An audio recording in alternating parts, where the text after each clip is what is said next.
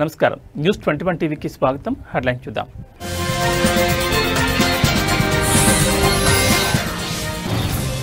మహారాష్ట్రలోని పాల్కర్ జిల్లాలో ఘోర ప్రమాదం. కుప్పకూలిన భవనం, 15 మంది మరణం.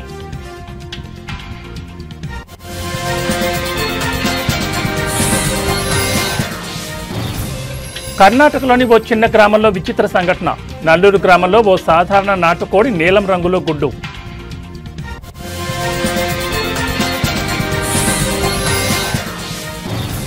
తెలంగాణలో కురుస్తున్న భారీ వర్షాలు. కామారెడ్డి, సిరిసిల్ల జిల్లాల్లో భారీగా వరద.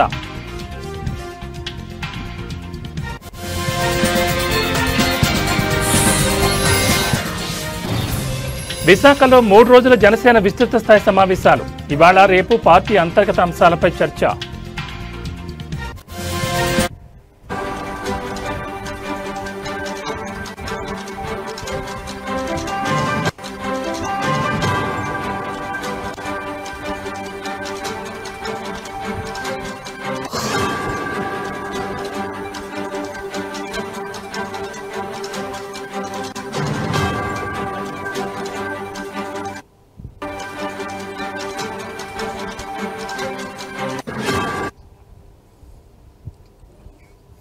బ్రిటన్లో బ్రేకింగ్ న్యూస్ చూస్తున్న మహారాష్ట్రలోని పాల్ఘర్ జిల్లాలో ఘోర ప్రమాదం జరిగింది. ముంబై సమీపంలోని విరార్ ప్రాంతంలో 4 అంతస్తుల నివాస భవనం కుప్పకూలిన ఘటనలో సుమారు 15 మంది చనిపోయారు. మరికొంతమంది తీవ్రంగా గాయపడ్డారు. ఇక విరార్లోని నారంగి ఫాటా దగ్గర ఉన్న రాము కాంపౌండ్లోని రమాబాయి అపార్ట్మెంట్ భవనం 4వ అంతస్తు చెందిన వెనుక భాగం ఒక్కసారిగా కూలింది. ఆ శిథిలాల పక్కనే ఉన్న ఒక చిన్న ఇళ్ల సముదాయంపై పడ్డాయి. దీంతో సమాచారం అందుకున్న వెంటనే పోలీసులు, వసాయి, విరార్ మున్సిపల్ కార్పొరేషన్ అధికారులు, అగ్నిమాపక సిబ్బంది, ఎన్డీఆర్ఎఫ్ బృందాలు సంఘటనా ప్రదేశానికి చేరుకున్నాయి.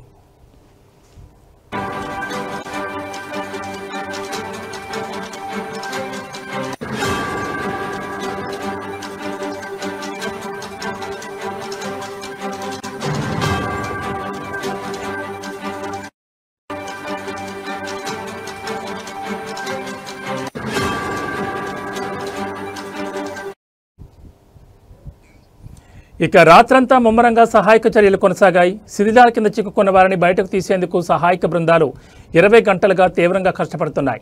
ఇప్పటి వరకు శిథిలాల కింద నుంచి 11 మందిని సురక్షితంగా బయటకు తీసుకురాగా గాయపడిన వారిని విరార్, నలసోపారాలోని ఆసుపత్రులకు చికిత్స కోసం తరలించారు. కొందరికి ప్రాథమిక చికిత్స చేసి డిశ్చార్జ్ చేశారు.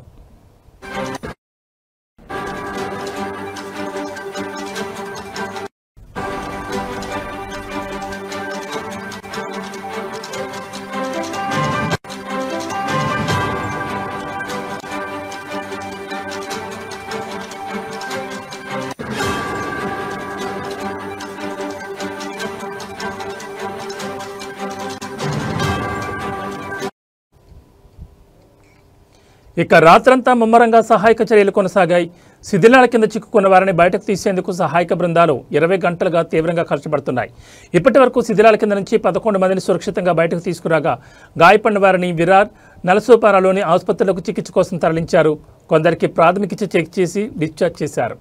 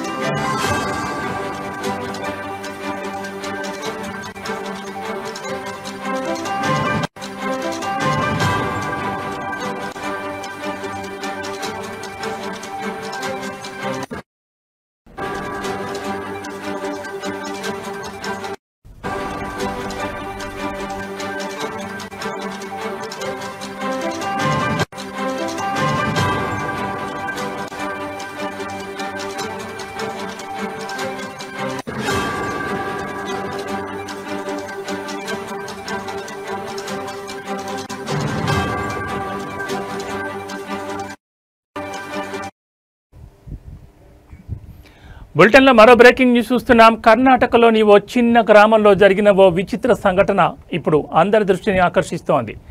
దావణగిరి జిల్లా చెన్నగిరి తాలూకాలోని నల్లూరు గ్రామంలో ఓ సాధారణ నాటుకోడి నీలం రంగులో ఉన్న గుడ్డు పెట్టడమే ఈ ఆశ్చర్యానికి కారణం. ఈ వింత గుడ్డును చూసేందుకు చుట్టుపక్కల గ్రామాల ప్రజలు తండోపతండాలుగా తరలివస్తున్నారు.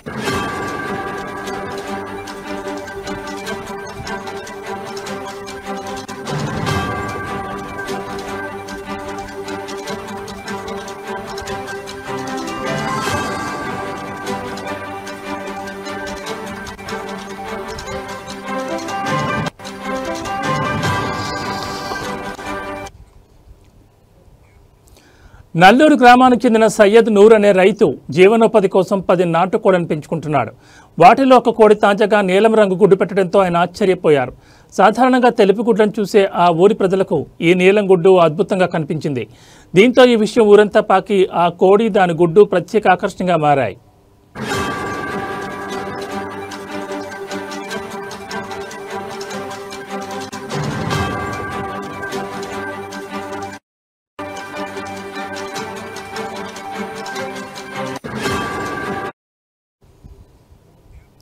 పశుసంవర్ధక శాఖ సహాయ సంచాలకుడు డాక్టర్ అశోక్ నేతృత్వంలోని బృందం గ్రామానికి చేరుకుంది.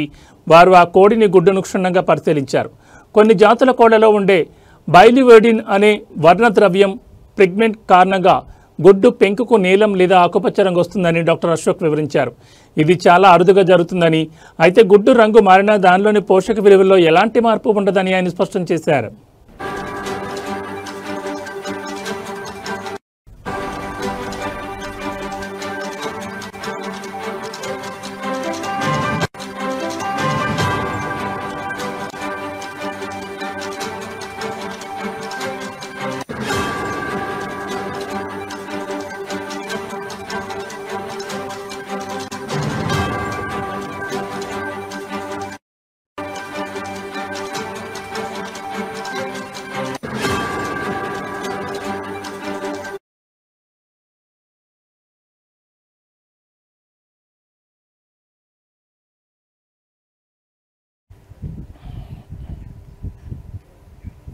హిమాచల్ ప్రదేశ్లో రుతుపవనాలు సృష్టిస్తున్న విలయం అంతా ఇంత కాదు. కుంభవృష్టి, ఆకస్మిక వరదలు, కొండచర్యలు విరిగిపడడంతో రాష్ట్రం అతలాకుతలమవుతోంది. ఈ ఏడాది జూన్ 20న వర్షాకాలం ప్రారంభమైనట్టు నుంచి ఇప్పటి వరకు వివిధ ప్రమాదాల్లో 300 మందికి పైగా ప్రాణాలు కోల్పోవడం పరిస్థితి తీవ్రతకు అద్దం పడుతోంది. రాష్ట్ర వ్యాప్తంగా వేల కోట్ల రూపాయల ఆస్తి నష్టం సంభవించినట్లు అధికారులు అంచనా వేస్తున్నారు.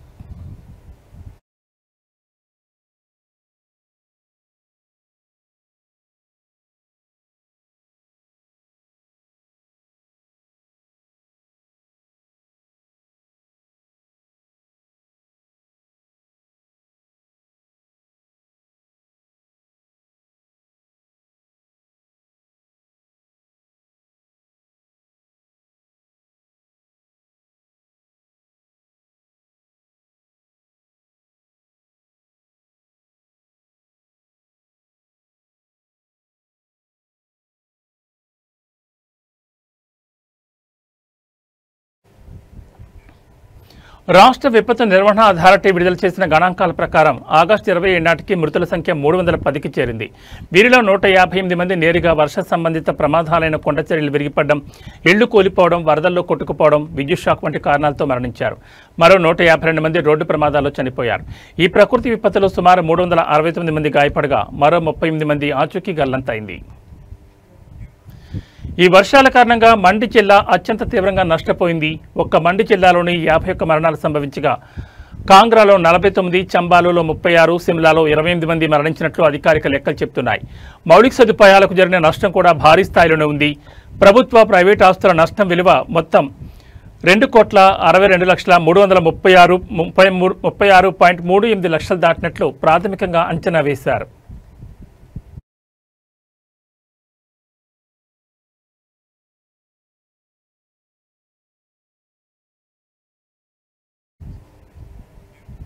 రాష్ట్ర వ్యాప్తంగా 2 జాతీయ రహదారులతో సహా 582 రోడ్లపై రాకపోకలు నిలిచిపోయాయి.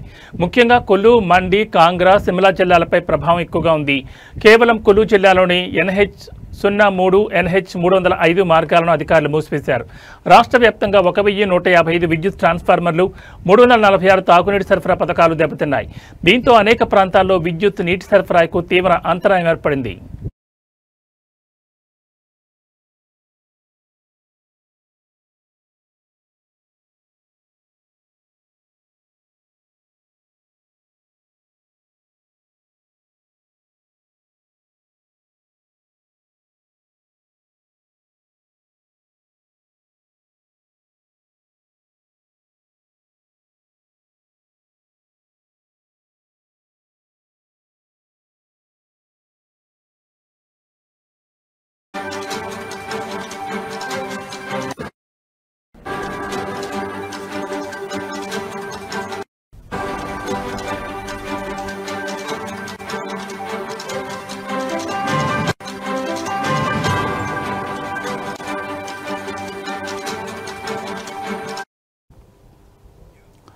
బులెటిన్లో మరో బ్రేకింగ్ న్యూస్ చూస్తున్నాం. తెలంగాణలో ఎడతెరిపి లేకుండా కురుస్తున్న భారీ వర్షాలు తీవ్ర వరదలకు దారితీశాయి.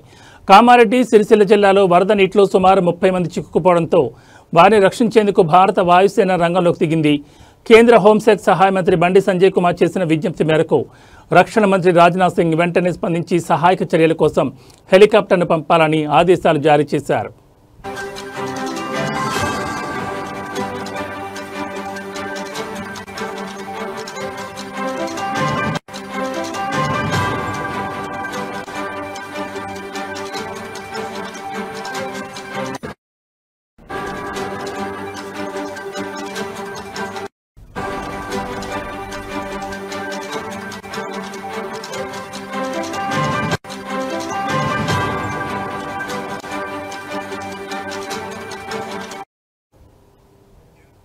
బండి సంజయ్ నేరుగా రక్షణ మంత్రి రాజ్నాథ్ సింగ్ ఫోన్ చేసి పరిస్థితిని వివరించారు. దీంతో హక్కింపేట ఎయిర్ఫోర్స్ స్టేషన్లోని అధికారులకు తక్షణ ఆదేశాలు అందాయి. ఫలితంగా వరదలో చిక్కుకున్న వారిని సురక్షిత ప్రాంతాలకు తరలించేందుకు వాయుసేన హెలికాప్టర్ సిద్ధమైంది.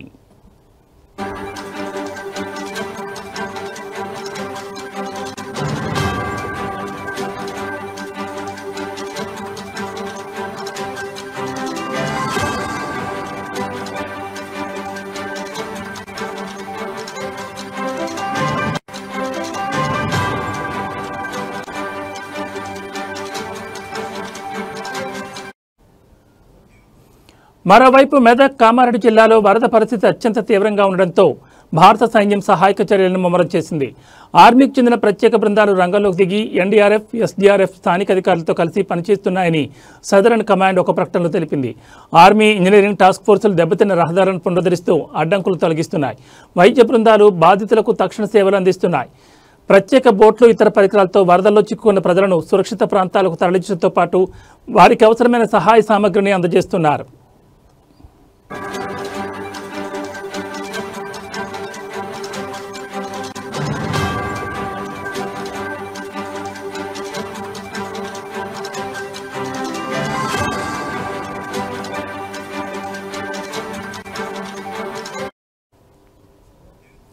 భారీ వర్షాల కారణంగా రాష్ట్రంలోని పలు ప్రాజెక్టులకు వరద నీరు పోటెత్తుతోంది. నల్గొండ జిల్లాలోని డిండి ప్రాజెక్టులోకి ప్రమాదకర స్థాయిలో వరద ప్రవాహం కొనసాగుతోంది. అలాగే రాజన్న సిరిసిల్ల జిల్లాలోని శ్రీ రాజరాజేశ్వర జలాశయానికి భారీగా ఇన్ఫ్లో వస్తుండటంతో అధికారులు 18 గేట్లెత్తి నీటిని దిగువకు విడుదల చేస్తున్నారు. ఈ నేపథ్యంలో పరివాహక ప్రాంత ప్రజలు అప్రమత్తంగా ఉండాలని అధికారులు హెచ్చరికలు జారీ చేశారు.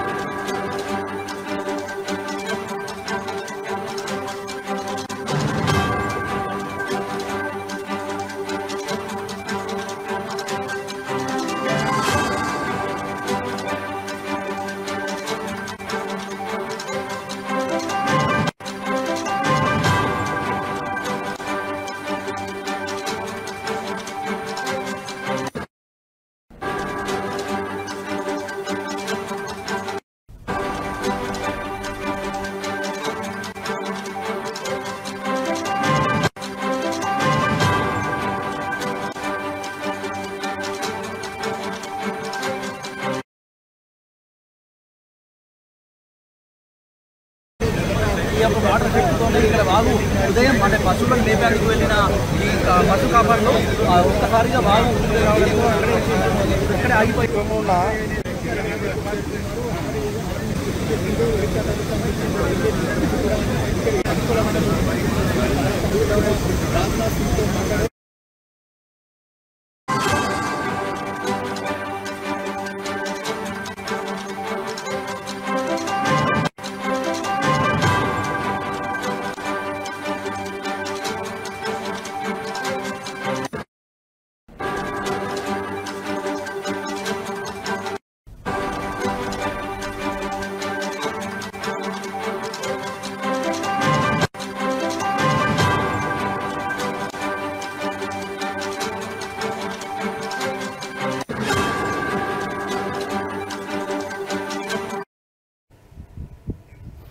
బులెటిన్లో మరో బ్రేకింగ్ న్యూస్ చూస్తున్న 3 రోజుల జనసేన పండుగకు విశాఖనగరం సిద్ధమైంది.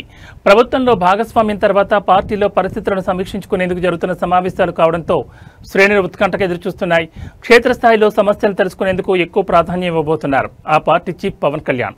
ఇవాళ రేపు పార్టీ అంతర్గత అంశాలపై చర్చ జరుగుతుంది. బీచ్ రోడ్లోని వైఎంసీఏ ప్రాంగణంలో జనసేన లెజిస్లేటివ్ విభాగం భేటీ అవుతుంది. ఆ పార్టీకి చెందిన మంత్రులు, పార్లమెంట్ సభ్యులు, శాసనమండలి సభ్యులు పాల్గొంటారు. మధ్యాహ్నం రాష్ట్ర కార్యవర్గంతో పవన్ కళ్యాణ్ సమావేశమయ్యారు.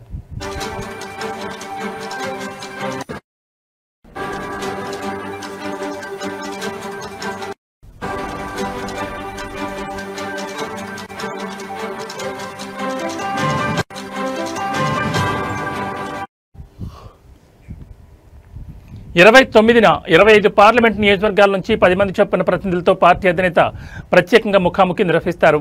పార్టీ ఆవిర్భావం నుంచి జెండా మోస్తూ రాజకీయ ఒత్తిళ్లను తట్టుకుని నిలబడిన వాళ్లకు ప్రాధాన్యం ఇస్తారు. ఇక ఈ నెల 30 జరిగే సేనాని బహిరంగ సభపై జనసేనతో సహా రాజకీయ పక్షాలు ఉత్కంఠకు ఎదురుచూస్తున్నాయి. ఏపీ, తెలంగాణ నుంచి 15,000 మంది ప్రత్యేక ఆహ్వానితులతో ఈ మీటింగ్ జరగనుండగా ఇందిరా ప్రియదర్శిని స్టేడియంలో ఏర్పాట్లు ఊపందుకున్నాయి. వర్షాల కారణంగా ఎటువంటి ఇబ్బందులు తలెత్తకుండా జర్మన్ హ్యాంగర్స్ నిర్మిస్తున్నారు.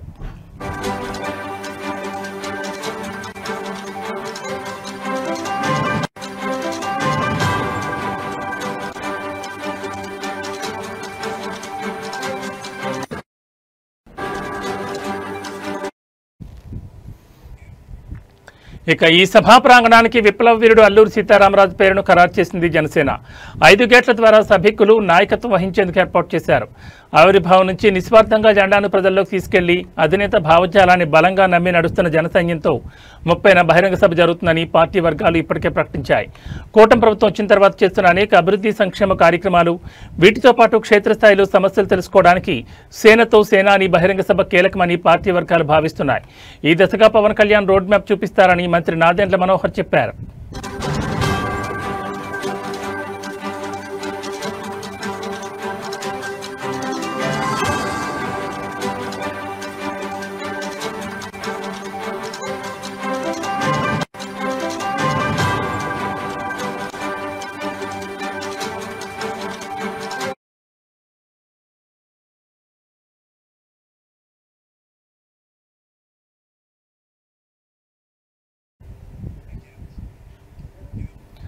గాంధారి వరద బీభత్సం కలిగించింది. ఈ కష్టం సమయంలో ఎస్ఐ ఆంజనేయులు, సిబ్బంది, యువకులు చేసిన సహాయం చాలా గొప్పదని ప్రజలు హర్షం వ్యక్తం చేస్తున్నారు. ప్రభుత్వం ఇలాంటి విపత్తు సమయాల్లో మరింత వేగంగా స్పందించాలని కోరుతున్నారు. ఆ మహిళ ప్రాణాలను కాపాడిన వారికి కృతజ్ఞతలు తెలిపారు. ఇలాంటి సంఘటనలు జరిగినప్పుడు ప్రజలు ఒకరికొకరు సహాయం చేసుకోవడం చాలా ముఖ్యమన్నారు. వరదలు రాకుండా ముందు జాగ్రత్త చర్యలు తీసుకోవాలని, ఆ గుడి మునిగిపోవడం చాలా బాధాకరమని, దాన్ని పునరుద్ధరించడానికి అందరూ ముందుకు రావాలన్నారు. అధికారులు వరద పరిస్థితిని అంచనా వేసి ముందస్తుగా ప్రజలను హెచ్చరించాలని, ఈ వరదల వల్ల జరిగిన నష్టంపై త్వరగా ఒక నివేదిక తయారు చేయాలన్నారు.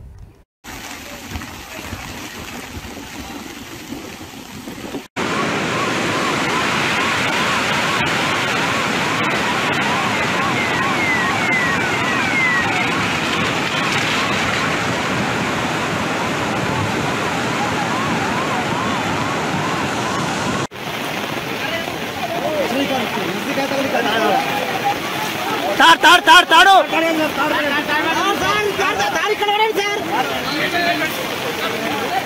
కృష్ణ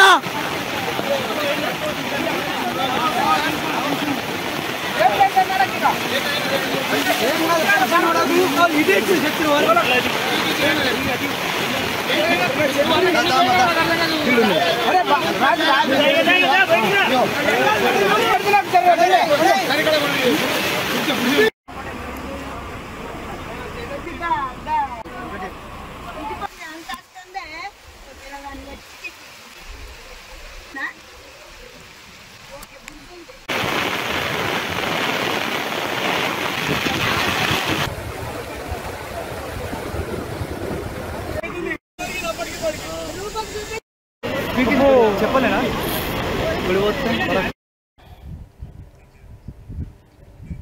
కూటమి ప్రభుత్వం అభివృద్ధి లక్ష్యంగా పనిచేసుకుంటూ ముందుకు వెళ్తోందని రాయచూట్లో 3.30 కోట్ల అభివృద్ధి పనులకు నేడు శంకుస్థాపన చేయడం జరిగిందని మంత్రి మండిపల్లి రాంప్రసాద్ రెడ్డి పేర్కొన్నారు. అన్నమయ్య జిల్లా రాయచూట్లో ఆయన పలు అభివృద్ధి పనులకు శంకుస్థాపన చేశారు. ఈ సందర్భంగా ఆయన మాట్లాడుతూ రాయచూట్ని అభివృద్ధి చేయడమే లక్ష్యంగా కూటమి ప్రభుత్వం పనిచేస్తుందని, అభివృద్ధి సంక్షేమ పథకాలే కూటమి ప్రభుత్వానికి శ్రీరామ రక్షని కొనియాడారు.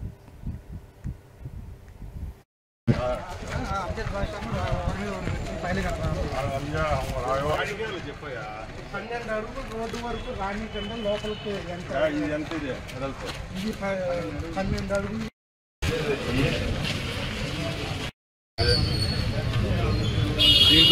Naidu colony separate. ఇప్పుడు మనమంతా శంకుస్థాపన చేసి 5 కోట్లు అది బాగా చేసి ఇవన్నీ పెట్టినారు. జగన్మోహన్ రెడ్డి పెట్టాడు ఆ బొమ్మలన్నీ. అవి ఏమైనా ఉంటే ఎవరన్నా మంచి వాళ్ళు ఎవరైనా లీడర్లు పాడు బొమ్మలు ఉంటే పెట్టండి. లేకపోతే ఆ సర్కిల్లో యాక్సిడెంట్ అయితే చచ్చిపోతానో ఇది తగ్గింది, సైజు తగ్గింది. ఇప్పుడు ఇంత పెట్టారు ఆడ నేతాజీ సర్కిల్, దాన్ని అంత తగ్గింది, సైజు తగ్గింది. దినే దినే వ్యవసాయ అభివృద్ధి, రాజకీయ అభివృద్ధి శ్రీ విఘ్నేశ్వర సంకల్పేన పూజాం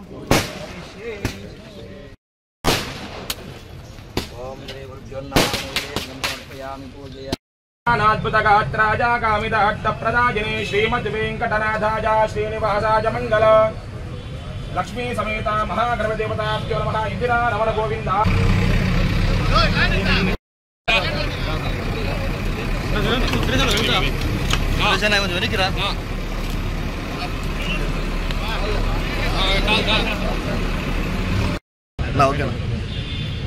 అందరికీ నమస్కారం.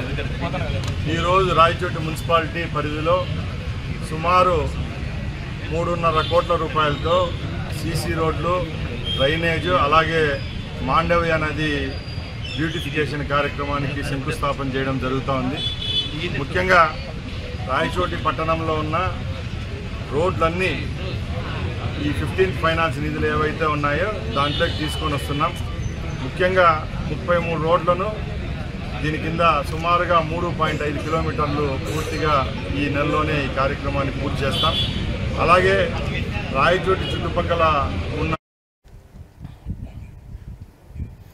భారీ వర్షాల వల్ల తీవ్రంగా ఇబ్బందులు పడుతున్న సిరిసిల్ల, కామారెడ్డి జిల్లాల్లో బీఆర్ఎస్ వర్కింగ్ ప్రెసిడెంట్ కేటీఆర్ పర్యటించారు. వరద ప్రభావిత ప్రాంతాలను పరిశీలించారు. ముందుగా సిరిసిల్ల జిల్లాలోని నర్మలాలో, అనంతరం కామారెడ్డిలో పర్యటించారు.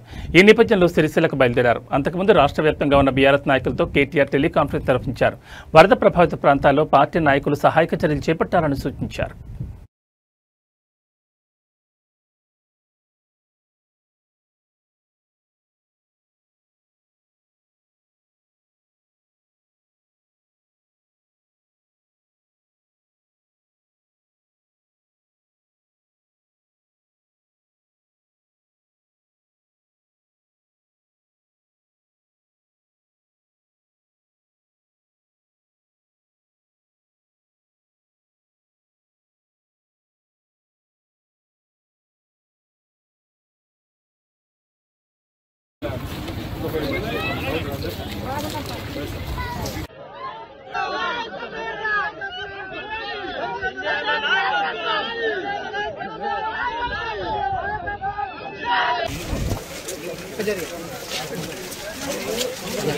సహాయక చర్యలు పర్యవేక్షించి ఆ కుటుంబాల్లో ధైర్యం నింపినందుకు వారితో నేను కూడా నిన్న మాట్లాడినాను.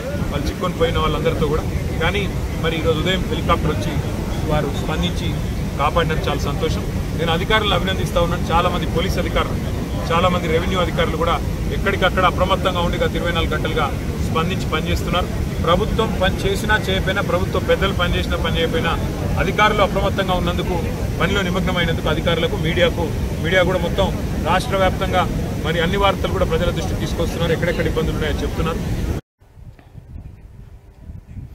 నిర్మల్ జిల్లా లక్ష్మణచంద మండలం మునిపల్లి గ్రామంలో వాగు ప్రవాహంతో అవతల చిక్కుకుపోయిన పశువుల కాపరి రక్షణకు చర్యలు తీసుకుంటామని జిల్లా కలెక్టర్ అభిలాష్ అభినవ్ భరోసా ఇచ్చారు.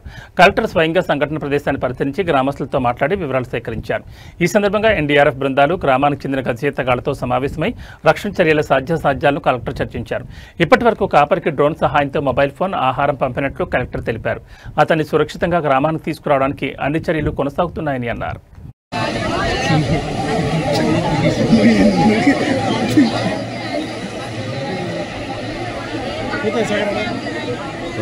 ఈ గాలికి గంగల చేపలకు డ్రోన్ చాలు చేసిన మళ్ళీ టచ్ చేస్తుంది. అసలు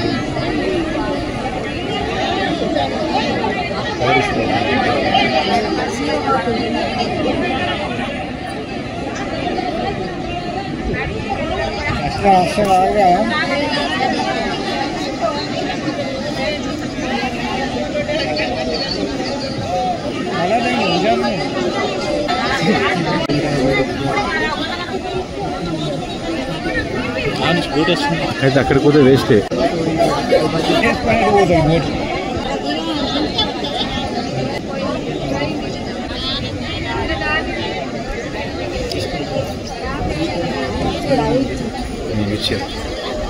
రైట్.